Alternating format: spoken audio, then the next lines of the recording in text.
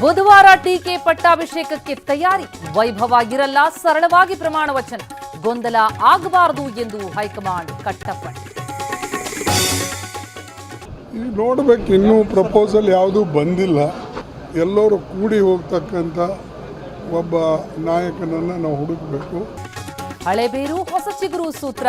Siddaramaiah ಸಂಪುಟದಲ್ಲಿದ್ದ ಘಟಾನುಘಟಿಗಳಿಗೆ shock. DCM KPCC ಗಾದಿ ಬಗ್ಗೆ ಖರ್ಗೆ ಸ್ಫೋಟಕ ಹೇಳಿಕೆ.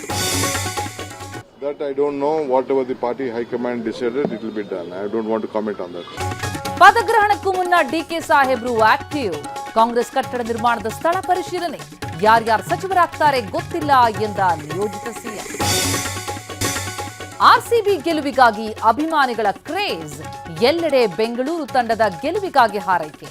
ರಾಜಧಾನಿಯಲ್ಲಿ ಸೆಲೆಬ್ರೇಷನ್ಗೆ ಪೊಲೀಸರ ಲಗಾಮ್.